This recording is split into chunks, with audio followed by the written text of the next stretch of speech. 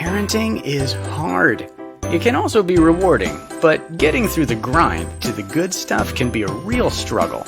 And all of us could use some inspiration, encouragement, or just a reminder that we aren't alone on this journey.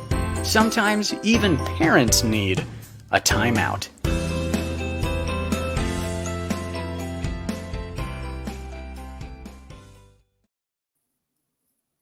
Hey, welcome to Parents Time Out. My name's Kim Botto. I lead kids and student at Crossroads, and I am also a mom to 5 and a grandma to a bunch of other kids. So, welcome.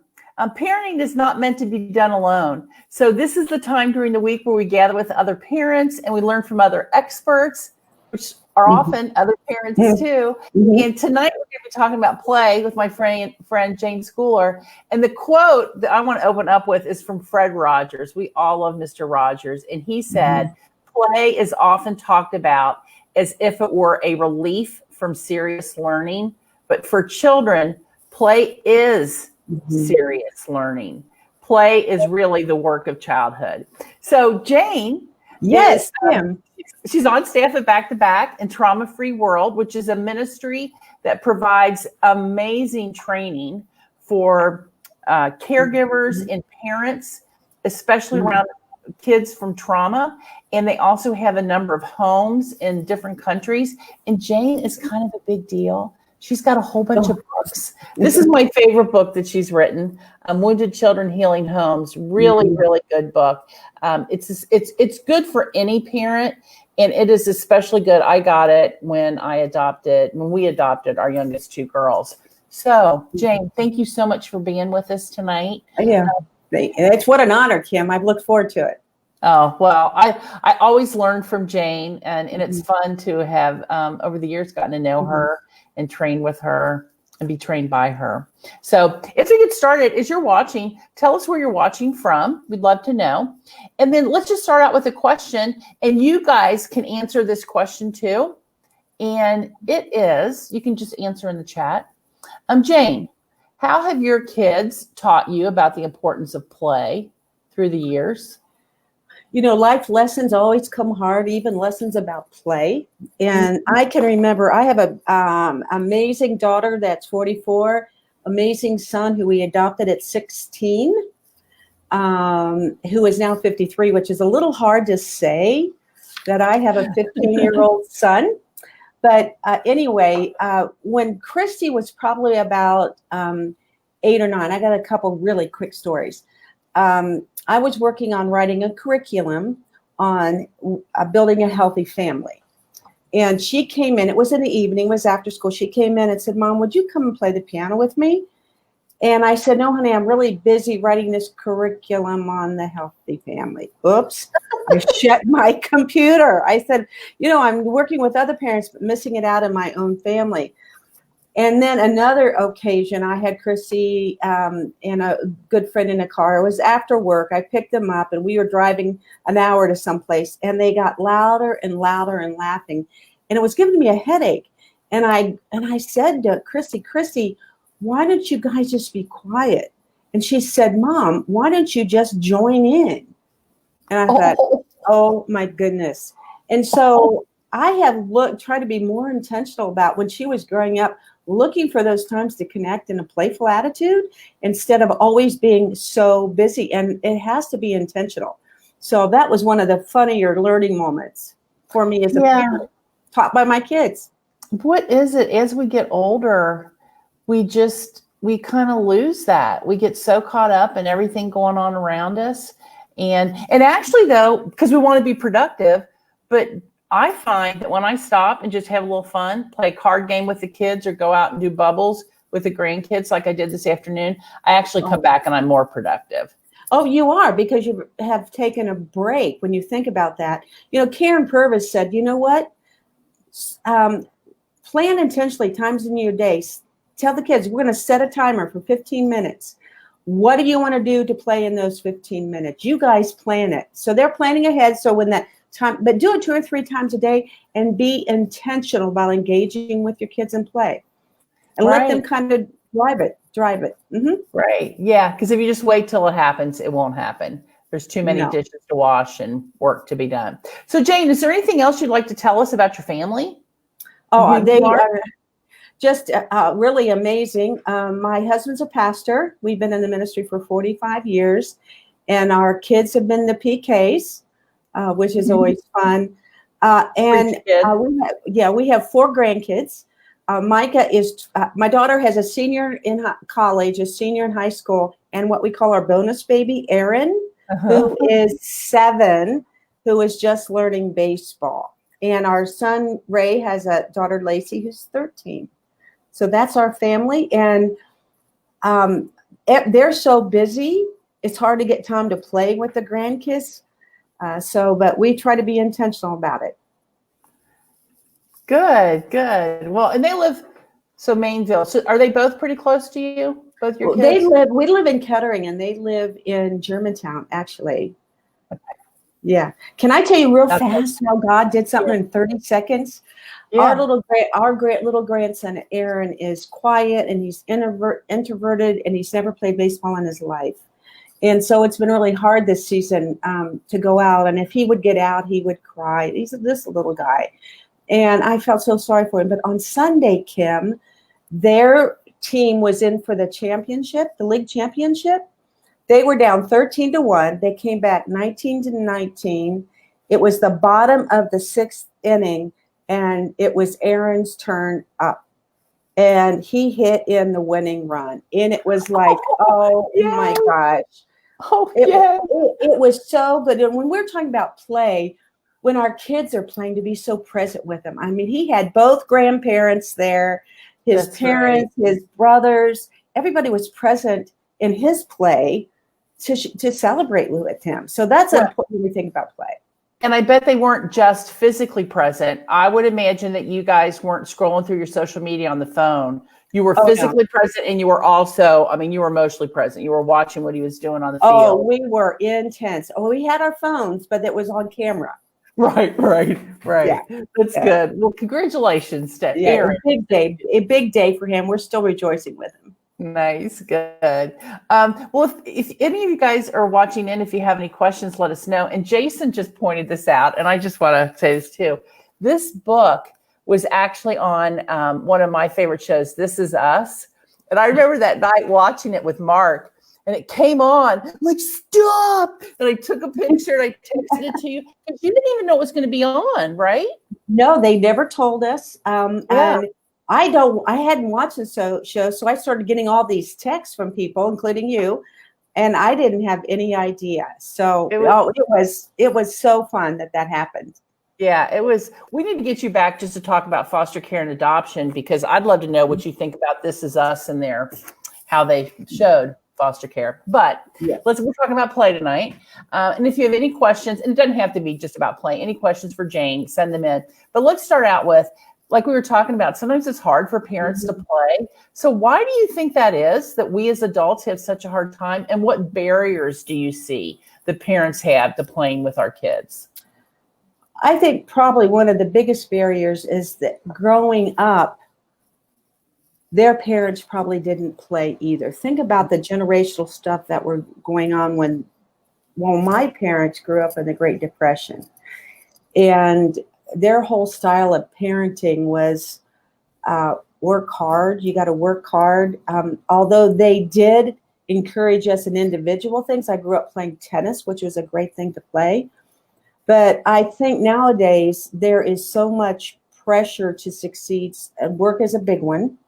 So not knowing how to play and the work stresses. And Kim, I think also this COVID thing has done a huge thing for relationships. And we were talking before we came on, has this helped families play more or not play more? And I'd be interested to know in that case if that's been the case. But I think some of the barriers, and sometimes our parents just carry such heavy emotional loads themselves that they can't play. Right. Yeah. I would love to know. That is a great question for those of you who are watching. Has quarantine increased your playtime with your kids or decreased your playtime with your kids? Because I've heard both responses. Right. And I have too. One of my close younger friends, I always think it's my daughter when I'm talking to her, but she has the same voice as my daughter. She said, I have loved this time pouring into my kids. She's been so intentional about it. Other parents have been so isolated with their kids, they're exhausted from isolation. Isolation is exhausting. And we are God made for connection, physical connection, and all of that. So I'd be interested to know. I'm sure we're going to have research studies come up about that. So what advice do you have parents in the midst of COVID to increase the connection with their kids? Well, I think one of the very first things that they have to take care of themselves if they're going to do that. Yes. And we always hear self-care, and self-care isn't about taking a walk and taking a bath. I had a lady tell me, if you're going to teach me that, I'm leaving, because it's far more to that. But I think, Kim, one of the things that will help parents play with their kids is to ask themselves, what is something I have given up in my life because of my work, not COVID, but in the last few years that used to give me great joy? Can I recapture that to pour back into my spirit? And I asked a group of social workers today that same question, and they had good answers. I've given up good cooking. I love to cook. I've given that up. I'm going to go back to it. Another one said, you won't believe this, but I love quilting, and I've stopped doing quilting. I'm going to go back to that. So I think for parents to play with their kids, they have to find releases for themselves first. Yes. And I think that's the most important priority. And then if we want to begin playing, playing is the greatest connection for our kids. We think discipline will help to connect with our kids. Play helps connect. And I think when we look at looking at what our kids enjoy and joining them, as Josh Shipp says, as long as it's not illegal, That's right. That's right. Find the things our kids love. And even if we don't like it, joining with them is such a memory. Oh my goodness, such a memory. Yes. Well, and the thing about it is playing with your kids, it increases connection. So I always, if somebody comes to me and say, my kid won't listen to anything I say, when I try to discipline them, they won't listen. They won't do, what should I do? And I'm like, well, have some fun with your kid. Like spend a couple hours because the more we spend time having fun with our kid, then the more they're going to care about what we say. And when we correct them, they're going to be more in tune with us. So no question.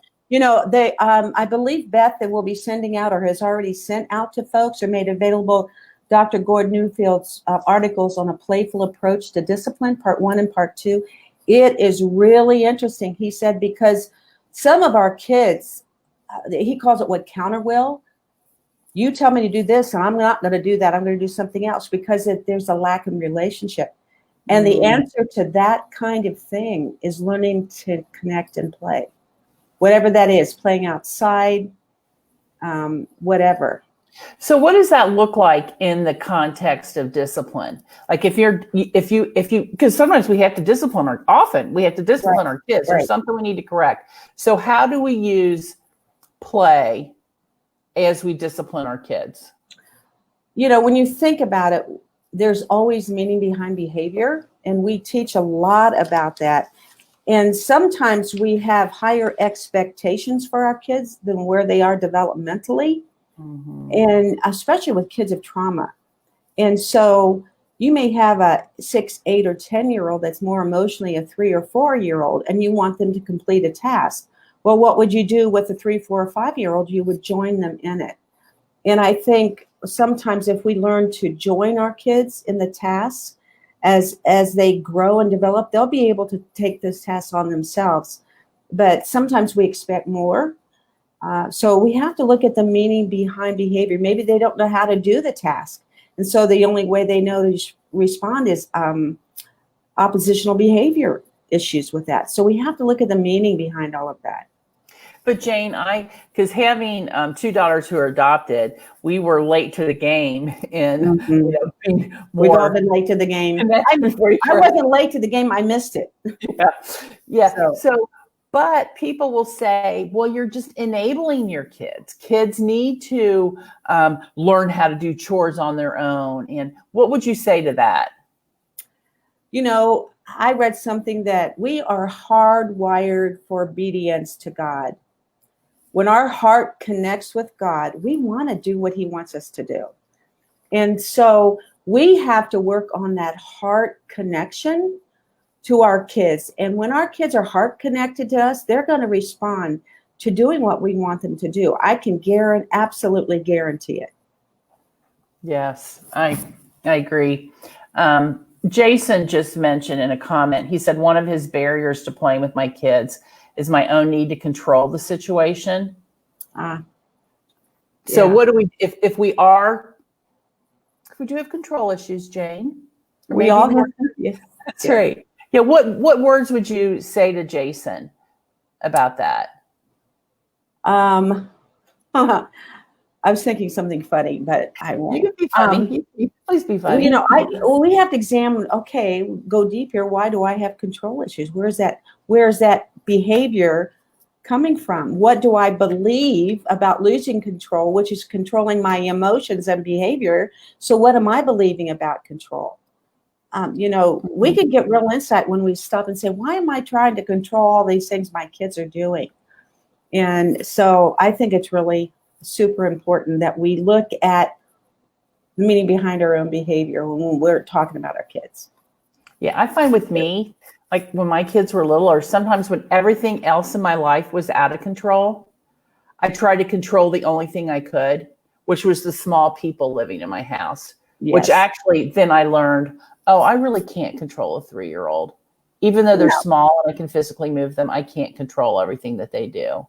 Can I share just one other really quick story? It was a powerful lesson. It involves people in church ministry, and we were in Greenville. Is it North or South Carolina? I never get that right, but I think it's North Carolina. Anyway, we were at church. We were doing our trauma training, a 1-hour training for Sunday school people, and there was a guy in the back of the room, and I thought he was on his phone. So I thought he was a hostage, required to be there, and he didn't want to be, so he's just texting on his phone. Anyway, so after class is over, he came up and he said, this one class has changed my life. And I said, oh my gosh, that's pretty powerful.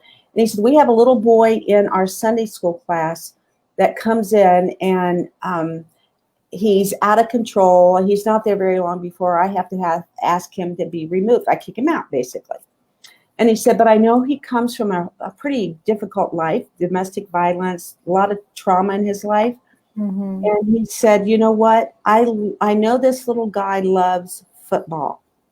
So I was back. Sorry, I was on my phone. I was texting my wife, bring me the football. Because instead of disconnecting from him, which is often what we do, I'm going to connect and play to his heart and then win him over. And so from now on, when he's messing up, we'll go out and throw it was a big church. They had a gym. We'll go down to the gym and throw the football. And he said, you know what? I wrote an article for Focus on the Family. I said, he wasn't texting his wife. He was texting to change a life. And that's what we do when we think about that. So often we disconnect with our kids in discipline when really, if we could connect to them, to guide them and give them our heart connection, it makes all the difference. I really believe that. And Jayne, you did that even with that guy who was texting while you were speaking. Mm-hmm. You may have made some assumptions a little bit. I did make some assumptions. You treated him kindly when he came up. And I find myself as a mom, often I will make assumptions based on why my kid's doing or actually why they're doing something. I mean, of course, you're going to think he's just, I don't know, scrolling through Facebook or doing something like that. So I think it's important for us not to make assumptions and dig underneath what that behavior really is. Kim, some of the most important times of the day when interacting with their children is when they get up in the morning, when they're eating breakfast, if we can, when they get home from school, and when they go to bed. And David was counseling a father that was having horrendous problems with his teenagers. And he was saying, when they come down the stairs in the morning, the first question I ask them is, did you girls make your bed? Oh. And David said, "You ask what?" And so we might want to think about even those early morning connections, be playful and welcoming. It's not sitting down and playing a game. It's having an attitude of connection. So And what would that look like, Jayne? The girls are coming down the stairs. What do you say to them instead of, did you make your bed? "Hey, girls, how was your night's sleep last night? You hungry? Let me get you something to eat." Yeah. "I'm so glad to see you. You look beautiful for school today." Something like that. Wow. That's, no wonder they had no connection with their father. Mm-hmm. Because we always go to the performance and not the person. And I think that's what this whole play thing is. Or, I don't like to sit down and play Monopoly games or games. I don't like to do any of that. Thankfully, my family doesn't either. Maybe because I never did it because we didn't play. But we'll do other playful things. I've got a Wii down the basement that's 12 years old. Everybody goes down there to play that silly Wii when we're down here. And so, that's so funny. It is funny. It's about 12 years old, and the games are old. My grandkids have all these great video games, but, that's not play. Newfield calls it, I think he calls it artificial play. I forget what he calls it, but that's not real play. Being on video games is not play. Well, you know what? That's a good, because we have a question about video games. It's from Karen. And she said, with 2 teenage boys, how do I encourage play that doesn't involve video games or artificial play so that they look forward to it and not just as a family obligation? I think that's a great question because that's a great problem for today. Karen, you probably have already maybe limited some time. But I would start as a family talking about what things sound enjoyable that you could do together. Maybe you could even take up kayaking together or canoeing together or outdoor things right now, and think about with winter coming what you could do that the boys would really, I'm assuming it's boys, would really enjoy. Yes. I think that would be critically important. See if they can come up with things on their own. Because video games are artificial games, I believe that, and they've done so much damage to family relationships. So what do you, because I know Karen, and they actually have a place on a lake, so they do a lot of outdoor activities. So as far as the video games, is there a certain limit that we should put on? Would you have a recommendation on that? Well, if you've got a kid in a video game that's been in video games all evening long and you've not had any kind of conversation with them, I think that's too long. Each family will have to decide that. I can't say like 30 minutes, an hour. Right. I would have the kids come up with their own instead of making it what seems reasonable. If we want strong family relationships, what would be reasonable for your playing video games, and let's negotiate and compromise on that. Because I want you to enjoy those. I'm not going to take those away. I know they're fun, but I don't want those to be your whole life in this family. I don't want to think back, the hours that were lost because you were in the room with video games when we could be doing, even just being in people's presence in a room that's not playing video games. Right. And compromise, you talk about compromise with them and say, okay, you come up with the rule and, what do you think would be reasonable? Yeah. That's such a great way to share power with your kids. Mm-hmm, mm-hmm. And it gives them a voice. Right. And it gives them a voice in this whole thing. Yeah. I cringe and they're much better when our grandkids come. They used to all get out their phones. And I kind of said to the mom, just make a rule that when they're here, they're not on their phones. Because they're teenagers, they're seniors in high school and college and all of that. So sometimes we just got to do it. What's interesting about the phones is, well, actually, I should be just getting home from 3 weeks of camp with students. We do student camp every year, and they're not permitted to bring their phones, and they moan and they groan, and it's the worst thing ever. Some even think, I don't know if I can go to camp if I can't take my phone. And the first day, it's a little bit awkward. They're grabbing, they're looking for their pocket, and then as the day goes by, typically by the end of the week, most of the students are saying, I like not having it on my phone. I actually talk to people at lunch. I talked to people when I was on the ride for the zip line, which I wouldn't have done if I had my phone. So I think it's great to have limits to that. Here is a question from Shannon. Do you have advice on how to squeeze in play if we all don't get from work and childcare until dinner time, and then bed is right around the corner? I would probably make the bedtime routine playful, and bath time playful, maybe a story. So if you don't have time for, and everybody's exhausted, just make that bedtime routine playful. And so what would you do besides reading a story? What else could you do to make it playful? Oh, have the child make up a story and tell. Or one of the great things one of adoptive parents, they do before they go to bed, they do an attitude of gratitude journal every night. What things are you thankful that happened today? And so that's great for your brain chemistry and everything else. So those are the kind of things that you can do. Yeah, and there's all kinds of fun things you can do with water in the bathtub. Oh, my gosh. This is a great book, Playful Parenting, that has all kinds of ideas, especially if, for parents who are play challenged. This is a great, with really practical ideas on how to play with your kid. And, Jayne, you just talking about having the kids make up a story.